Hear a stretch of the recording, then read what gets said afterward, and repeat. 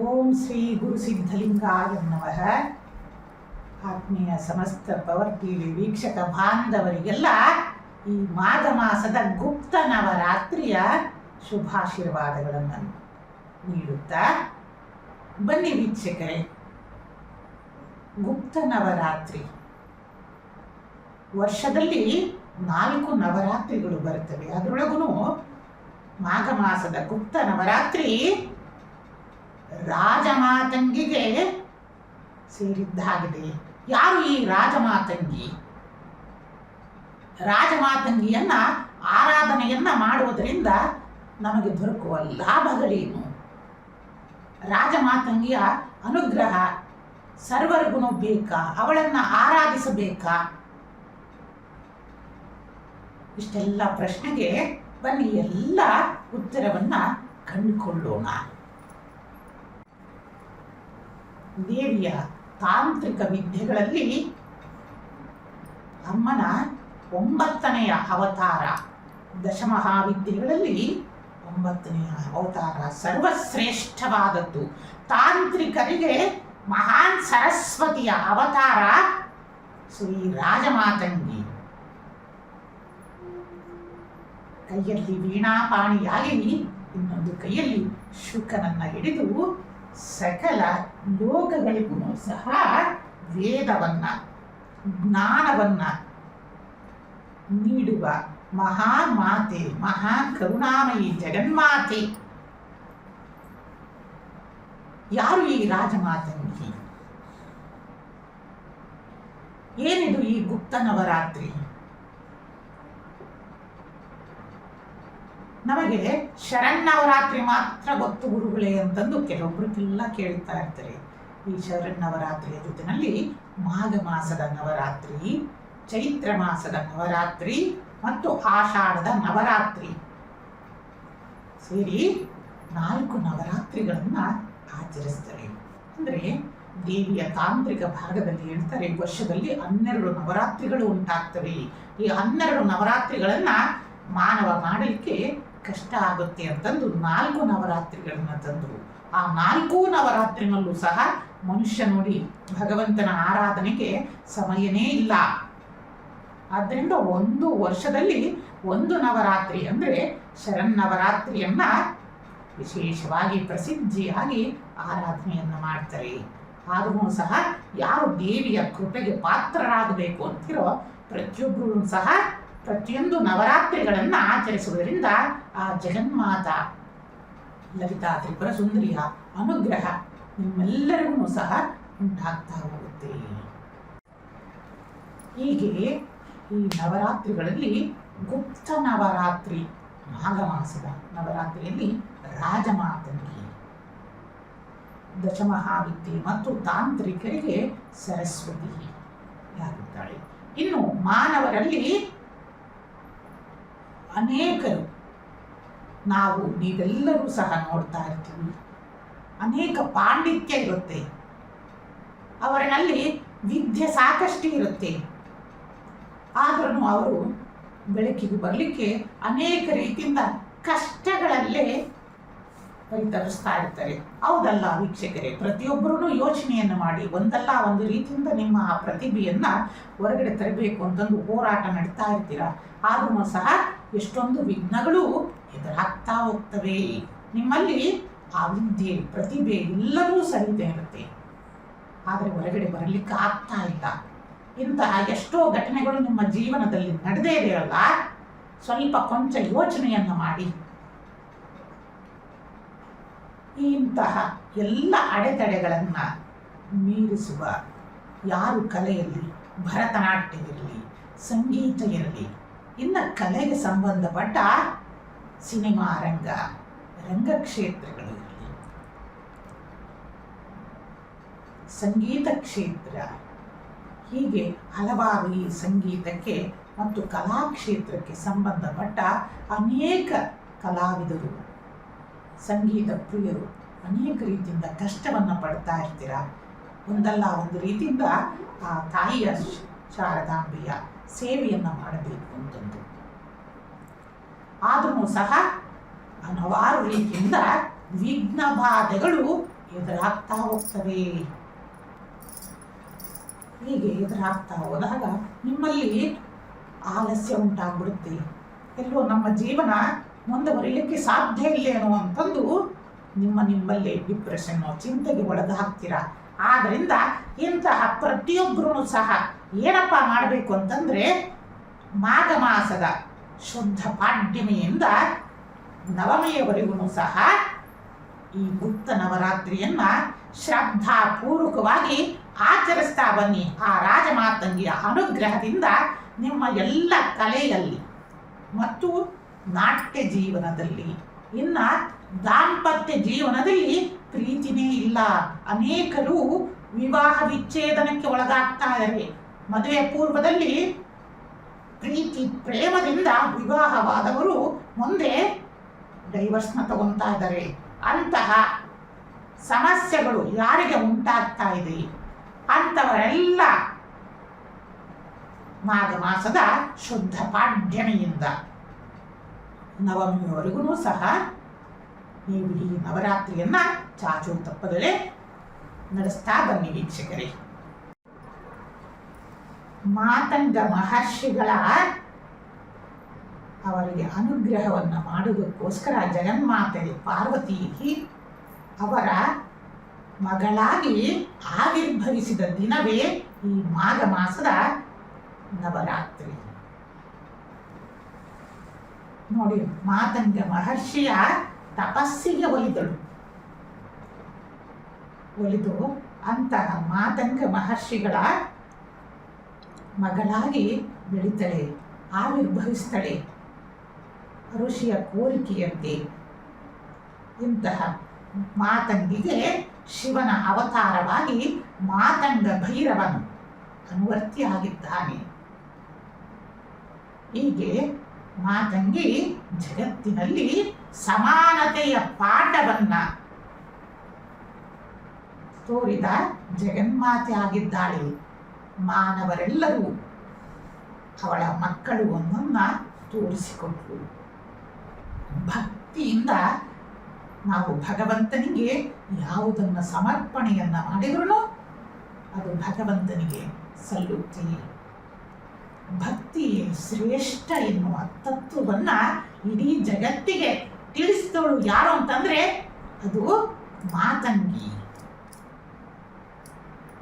ಹೇಗೆ ಪ್ರಭು ಶ್ರೀರಾಮಚಂದ್ರ ಶಬರಿಯನ್ನ, ಆ ಭಕ್ತಿಯನ್ನ ಇಡೀ ಲೋಕಕ್ಕೆ ಹೇಗೆ ತೋರಿಸಿದರೋ ಅದೇ ಭಕ್ತಿಯನ್ನ ಅನಾದಿ ಕಾಲದಲ್ಲಿ ರಾಜಮಾತಂಗಿ ಇಡೀ ಲೋಕಕ್ಕೆ ತೋರಿಸಿ, ಭಕ್ತಿಯೇ ನಿರ್ಮಲವಾದ ಶುದ್ಧ ಚಿತ್ತದಿಂದ ಮಾಡುವ ಭಕ್ತಿ ಭಗವಂತನಿಗೆ ಅತ್ಯಂತ ಪ್ರಿಯ ಎನ್ನುವುದನ್ನ ತೋರಿಸಿಕೊಟ್ರು. ಇಂತಹ ಜಗನ್ಮಾತೆ ರಾಜಮಾತಂಗಿಯನ್ನ ಮಾಘ ಮಾಸದ ಶುದ್ಧ ಪಾಡ್ಯಮಿ ಎಂದು ಯಾವ ರೀತಿಯಿಂದ ಪೂಜೆಯನ್ನ ಮಾಡಬೇಕು, ಅವಳನ್ನ ಒಲಿಸಿಕೊಂಡರೆ ಆಗುವ ಲಾಭಗಳೇನು, ಯಾವ ರೀತಿಯಿಂದ ಸರಳವಾಗಿ ಅವಳ ಪೂಜೆಯನ್ನ ಮಾಡಬಹುದು, ಅವಳ ಯಾವ ಮಂತ್ರದಿಂದ ಅವಳ ಕೃಪೆಗೆ ನಾವು ಪಾತ್ರರಾಗಬಹುದು ಅನ್ನೋದನ್ನ ತಿಳ್ಕೊಳ್ಳೋಣ. ಶುದ್ಧ ಪಾಡ್ಯಮಿ ಎಂದು ಮಾಘ ಶುದ್ಧದಲ್ಲಿ ಬ್ರಾಹ್ಮಿ ಮುಹೂರ್ತದಲ್ಲಿ ಅಭ್ಯಂಜನ ಸ್ನಾನವನ್ನ ಮಾಡಿ ಗುರು ತಂದೆ ತಾಯಿಗಳಿಂದ ಆಶೀರ್ವಾದವನ್ನು ಪಡೆಯಿರಿ. ಪೂಜೆಯಲ್ಲಿ ನೀವು ಹಸಿರು ಬಣ್ಣದ ವಸ್ತ್ರಗಳನ್ನು ಧರಿಸಬೇಕು. ಆ ದಿನ ಶುದ್ಧವಾಗಿ ಕಳಶ ಸ್ಥಾಪನೆಯನ್ನ ಮಾಡಿ, ಕಳಶದಲ್ಲಿ ಗಂಗಾಜಲ ಇಲ್ಲ ಸಪ್ತನಿಧಿಗಳ ತೀರ್ಥ ಇಲ್ಲವೇ ಬಾವಿಯಿಂದ ಮತ್ತು ಕೆರೆಗಳಿಂದ ಮತ್ತು ಸಾಗರಗಳಿಂದ ಸಂಗ್ರಹಿಸಲ್ಪಟ್ಟ ಪುಣ್ಯ ಜಲವನ್ನು ಕುಂಭದಲ್ಲಿ ಕಳಶದಲ್ಲಿಟ್ಟು ಸ್ಥಾಪನೆಯನ್ನು ಮಾಡಿ ಮತ್ತು ಕಳಶಕ್ಕೆ ವಿಶೇಷವಾಗಿ ಹಸಿರು ಬಣ್ಣದ ವಸ್ತ್ರಗಳನ್ನು ಸಮರ್ಪಿಸಿ ಅಮ್ಮನಲ್ಲಿ ಪ್ರಾರ್ಥನೆಯನ್ನು ಮಾಡಿ ಮತ್ತು ಅಮ್ಮನಿಗೆ 9 ತುಪ್ಪದ ದೀಪಗಳನ್ನು ಪ್ರತಿದಿನ ನವಮಿಯವರೆಗೂ ಸಹ ಬೆಳಗುತ್ತಾ ಬರಬೇಕು. ಅಮ್ಮನಿಗೆ ವಿಶೇಷವಾಗಿ ಬೆಲ್ಲದ ಅನ್ನ, ಗೂಢಾನ್ನವನ್ನ, ನೈವೇದ್ಯವನ್ನ ಸಮರ್ಪಿಸಬೇಕು. ಮತ್ತು ಈ ನವರಾತ್ರಿಯಲ್ಲಿ ಪ್ರತಿಯೊಬ್ಬರೂ ಸಹ ಅಮ್ಮನ ಮುಂದೆ ದರ್ಭೆಯ ಚಾಪೆ ಇಲ್ಲ ಚಾಪೆಯ ಮೇಲೆ ಮಲಗಬೇಕು. ಸದಾ ಅಮ್ಮನ ಜೊತೆಯಲ್ಲಿ ನಿಮ್ಮ ಮನಸ್ಸು ಸದಾ ಸಂಪರ್ಕದಲ್ಲಿರಬೇಕು. ಅಮ್ಮನ ಜೊತೆಯಲ್ಲಿ ನಿಮ್ಮ ಮನಸ್ಸು ಬೆರೆತು ಹೋಗಬೇಕು ವೀಕ್ಷಕರೇ. ಆಗ ಮಾತ್ರ ಅಮ್ಮನಿಗೆ ನಿಮ್ಮ ಸಂದೇಶ ತಲುಪಲಿಕ್ಕೆ ಸಾಧ್ಯವಾಗುತ್ತೆ. ಮತ್ತು ಈ ರಾಜಮಾತಂಗಿಯ ಮಹಾಮಂತ್ರ ಸರಳವಾಗಿ ನಿಮಗೋಸ್ಕರ ಕೊಡ್ತಾ ಇದ್ದೀನಿ. ಈ ಮಹಾಮಂತ್ರವನ್ನು ಜಪ ಮಾಡ್ತಾ ಬನ್ನಿ. ಓಂ ರೀಂ ರಾಜಮಾತಂಗಿಯೇ ನಮಃ. ಓಂ ರೀಂ ರಾಜಮಾತಂಗಿಯೇ ನಮಃ. ಈ ಮಹಾಮಂತ್ರವನ್ನು ಸಾಧ್ಯವಾದಷ್ಟು ಸಹಸ್ರ ಬಾರಿಗಳ ಕಾಲ ಜಪವನ್ನು ಮಾಡಿ ಅಮ್ಮನಿಗೆ ತುಳಸಿ ಮತ್ತು ಬಿಲ್ವವನ್ನು ಸಮರ್ಪಿಸಿ. ಯಾರ ಜಾತಕದಲ್ಲಿ ಪಿತೃದೋಷಾದಿಗಳು, ಮನೆಯಲ್ಲಿ ವೃಥಾ ಅನಾರೋಗ್ಯ ಬಾಧೆಗಳು ಮತ್ತು ಸಂಗೀತ ಕ್ಷೇತ್ರದಲ್ಲಿ, ಕಲಾ ಕ್ಷೇತ್ರದಲ್ಲಿ ಯಾರು ಉತ್ತಮರಾಗಿ ನಟರಾಗಬೇಕು, ಉತ್ತಮವಾಗಿ ನಿರ್ದೇಶಕರಾಗಬೇಕು, ನಿರ್ಮಾಪಕರಾಗಬೇಕು ಎಂದು ಸಿನಿಮಾ ರಂಗದಲ್ಲಿ, ನಾಟಕ ಕ್ಷೇತ್ರಗಳಲ್ಲಿ, ಅನೇಕ ಕ್ಷೇತ್ರಗಳಲ್ಲಿ ಹಿನ್ನಡೆಗಳು ಉಂಟಾಗ್ತಾ ಇರ್ತವೆ. ಮತ್ತು ಭರತನಾಟ್ಯದಲ್ಲಿ ಹೀಗೆ ಹಲವಾರು ಕ್ಷೇತ್ರಗಳಲ್ಲಿ ಯಾರಿಗೆ ತೊಂದರೆ ಆಗ್ತಾ ಇರುತ್ತೆ, ಅವರು ಪ್ರತಿಯೊಂದು ದಿನವೂ ಸಹ ಸರಳವಾಗಿ ಯಾವ ರೀತಿಯಿಂದ ರಾಜಮಾತಂಗಿಯ ಆರಾಧನೆಯನ್ನು ಮಾಡಬೇಕು ಅಂತಂದರೆ, ಶುದ್ಧ ಚಿತ್ತದಿಂದ ತಾಂಬೂಲ ಸಮೇತವಾಗಿ ಪೂರ್ಣ ಫಲ ಅಂದರೆ 1 ತೆಂಗಿನಕಾಯಿಯನ್ನು ಪ್ರಾರ್ಥನೆಯನ್ನು ಮಾಡಿ ಅಮ್ಮನ ಬಳಿಯಲ್ಲಿ ಇಟ್ಟು ಪ್ರಾರ್ಥನೆಯನ್ನು ಮಾಡಿ ಮಹಾಮಂತ್ರವನ್ನು ಓಂ ರೀಂ ರಾಜಮಾತಂಗಿಯೇ ನಮಃ ಅಂತಂದು ಹಸಿರು ಬಣ್ಣದ ವಸ್ತ್ರಗಳನ್ನು ಧರಿಸಿ ಜಪವನ್ನು ಮಾಡಿ ಬ್ರಾಹ್ಮಿ ಮುಹೂರ್ತದಲ್ಲಿ ನಂತರ 9 ದಿನ ಆದ ನಂತರ ಈ ತೆಂಗಿನಕಾಯಿಗಳನ್ನು ಪುಣ್ಯ ನದಿಗಳ ಕ್ಷೇತ್ರದಲ್ಲಿ ಸ್ನಾನವನ್ನು ಮಾಡಿ ಹರಿದು ಬಿಡಿ. ಮುಂದಿನದು ಅಮ್ಮ ರಾಜಮಾತಂಗಿಯ ಕೃಪೆ ನಿಮ್ಮ ಜೀವನದಲ್ಲಿ ಉಂಟಾಗ್ತಾ ಹೋಗುತ್ತೆ ವೀಕ್ಷಕರೇ. ಇನ್ನು ರಾಜಮಾತಂಗಿಯನ್ನ ತಾಂತ್ರಿಕ ಸರಸ್ವತಿ ಅಂತಂದೇ ಪ್ರಸಿದ್ಧಿ. ಯಾಕಪ್ಪ ಅಂತಂದರೆ ಈಗ ಮುಂದಿನ ದಿನದಲ್ಲಿ ನಮ್ಮ ಪ್ರೀತಿಯ ಎಲ್ಲ ಶಿಷ್ಯಂದಿರಿಗೆ SLC ಇರಲಿ, PUC ಇರಲಿ, ಸಕಲ ಡಿಗ್ರಿ ಮಾಡ್ತಾ ಇರೋ ಎಲ್ಲರಿಗೂ ಸಹ ಪರೀಕ್ಷಾ ಕಾಲ ಹತ್ತಿರ ಬರ್ತಾ ಇದೆ. ಈ ಗುಪ್ತ ನವರಾತ್ರಿನಲ್ಲಿ ತಾಯಿಯನ್ನ ಆರಾಧನೆಯನ್ನು ಮಾಡುವುದರಿಂದ ಮೇಧಾಶಕ್ತಿ ಅಂದರೆ ಜ್ಞಾಪಕ ಶಕ್ತಿಯನ್ನ ಉನ್ನತವಾಗಿ ನೀಡ್ತಾಳೆ. ಆದ್ದರಿಂದ ಅಂಥವರು ಏನಪ್ಪ ಮಾಡಬೇಕಂದ್ರೆ, ಪ್ರತಿ ಸಂಜೆ ಹೊತ್ತು ರಾಜಮಾತಂಗಿಗೆ 9 ತುಪ್ಪದ ದೀಪದ ಆರತಿಯನ್ನು ಬೆಳಗಿ ಅಮ್ಮನಿಗೆ ಕೇಸರಿ ಮತ್ತು ಕ್ಷೀರ ಮತ್ತು ಬೆಲ್ಲವನ್ನು ಮಿಶ್ರಣ ಮಾಡಿದ ಹಾಲನ್ನು, ಕ್ಷೀರವನ್ನು ನೈವೇದ್ಯವನ್ನು ಮಾಡಿ ಆ ಕ್ಷೀರವನ್ನು ಪ್ರತಿಯೊಬ್ಬ ವಿದ್ಯಾರ್ಥಿಗಳು ಸಹ ಸೇವಿಸ್ತಾ ಬನ್ನಿ. ಆಗ ಮೇಧಾಶಕ್ತಿಯು ಉತ್ತಮವಾಗುತ್ತೆ. ನಿಮಗೆ ಪರೀಕ್ಷಾ ಕಾಲದಲ್ಲಿ ಆ ಜಗನ್ಮಾತೆಯ ಅನುಗ್ರಹವು ನಿಮ್ಮ ಪರಿಶ್ರಮದ ಜೊತೆಯಲ್ಲಿ ಉಂಟಾಗ್ತಾ ಹೋಗುತ್ತೆ. ಇನ್ನ ಪ್ರೀತಿ ಪ್ರೇಮವನ್ನ ಮಾಡಿ ವಿವಾಹವಾಗಿರ್ತೀರ. ಮುಂದೆ ವಿವಾಹ ಆದ ನಂತರ ಆ ಪ್ರೀತಿ ಪ್ರೇಮಗಳು ನಿಮ್ಮಲ್ಲಿ ದೂರವಾಗ್ತಾ ಇದ್ದಾವೆ, ವಿವಾಹ ವಿಚ್ಛೇದನಕ್ಕೆ ಕಾರಣ ಆಗ್ತಾ ಇದೆ. ಇನ್ನು ದಾಂಪತ್ಯದಲ್ಲಿ, ಸಂಸಾರದಲ್ಲಿ ಪ್ರೀತಿ ಪ್ರೇಮಗಳು ದೂರವಾಗ್ತಾ ಇದ್ದಾವೆ. ಗಂಡ ಹೆಂಡತಿಯರಲ್ಲಿ ಅನೇಕ ರೀತಿಯಿಂದ ಜಗಳಗಳು, ಕಲಹಗಳು ಜಾಸ್ತಿ ಆಗ್ತಾ ಇದ್ದಾವೆ ಅಂತಂದರೆ ಅವರು ಏನಪ್ಪ ಮಾಡಬೇಕಂದ್ರೆ, ಪ್ರತಿ ಈ ಗುಪ್ತ ನವರಾತ್ರಿಯ ಸಂಜೆ ಅಮ್ಮನಿಗೆ ಬಿಲ್ವದಿಂದ ಅರ್ಚನೆಯನ್ನ ಮಾಡಿ ಅಮ್ಮನಿಗೆ ಬಾಳೆಹಣ್ಣಿನಿಂದ ತಯಾರಿಸಿದ ರಸಾಯನವನ್ನ ನೈವೇದ್ಯವನ್ನ ಮಾಡಿ ಅಮ್ಮನಿಗೆ ಆರತಿಯನ್ನ ಮಾಡಿ ಆ ರಸಾಯನವನ್ನು ಮಾತ್ರ ಸ್ವೀಕರಿಸ್ತಾ ಬನ್ನಿ. ಆ ದಿನ ಸಂಜೆ ಎಲ್ಲ ನವರಾತ್ರಿ ಈ ದಿನ ಮಾಡುವುದರಿಂದ ಆ ರಾಜಮಾತಂಗಿಯ ಅನುಗ್ರಹದಿಂದ ಸಂಸಾರದಲ್ಲಿ ಪ್ರೀತಿ ಪ್ರೇಮಗಳು ಮತ್ತೆ ಪುನಃ ಸ್ಥಾಪಿತಗೊಳ್ಳುತ್ತೆ. ನಿಮ್ಮ ಸಂಸಾರ ಆನಂದಮಯದ ಸಂಸಾರವಾಗುತ್ತೆ, ನಂದಗೋಕುಲವಾಗುತ್ತೆ. ಮತ್ತು ಯಾರಿಗೆ ರಾಹು ದೋಷಗಳು ಉಂಟಾಗಿರುತ್ತೋ ಅಮ್ಮನಿಗೆ ಬ್ರಾಹ್ಮಿ ಮುಹೂರ್ತ ಕಾಲದಲ್ಲಿ ಮೊಸರನ್ನವನ್ನು ನೈವೇದ್ಯವನ್ನು ಮಾಡ್ತಾ ಬನ್ನಿ. ಹೀಗೆಲ್ಲ ಮಾಡೋದ್ರಿಂದ ರಾಜಮಾತಂಗಿಯ ಅನುಗ್ರಹ ನಿಮ್ಮ ಮೇಲೆ ಉಂಟಾಗುತ್ತಾ ಹೋಗ್ತದೆ ವೀಕ್ಷಕರೇ. ಏಕೆಂದರೆ ರಾಜಮಾತಂಗಿಯ ಬಗ್ಗೆ ತಿಳಿಸಬೇಕಂತಂದರೆ ಅವಳು ಮಹಾಮಾತೆ, ಜಗನ್ಮಾತೆ. ಅವಳ ಬಗ್ಗೆ ಎಷ್ಟು ಹೇಳ್ತಾ ಹೋದ್ರೂ ಸಾಲೋದಿಲ್ಲ.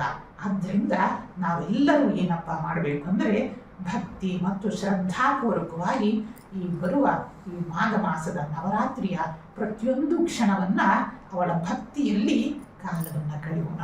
ಅವಳಿಗೆ ಅನನ್ಯಪೂರ್ವಕವಾಗಿ ಶರಣಾಗತಿಯನ್ನು ಹೊಂದೋಣ. ನಿಮ್ಮೆಲ್ಲರಿಗೂ ಸಹಿತನು ಮುಕ್ತಿ ಮಾರ್ಗ ಅಂದರೆ ಸನ್ಮಾರ್ಗಕ್ಕೆ ನಮ್ಮಲ್ಲಿರುವ ಕುಬುದ್ಧಿಯನ್ನ ದೂರ ಮಾಡೋಳು ರಾಜಮಾತಂಗಿ, ಸದ್ಬುದ್ಧಿಯನ್ನ ಅನುಗ್ರಹಿಸೋಳು ರಾಜಮಾತಂಗಿ. ಹೌದಲ್ಲ ವೀಕ್ಷಕರೇ?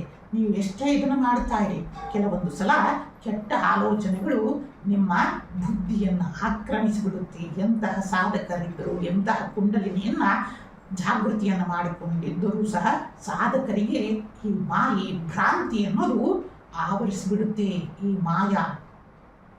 ಈ ಮಾಯೆಯನ್ನ ನಾವು ಗೆಲ್ಲಬೇಕು ಅಂತಂದರೆ ಏನಪ್ಪ ಮಾಡಬೇಕು ಅಂದರೆ ಆ ಜಗನ್ಮಾತೆ ರಾಜಮಾತಂಗಿಗೆ ನಾವು ಆಶ್ರಯಿಸಬೇಕು.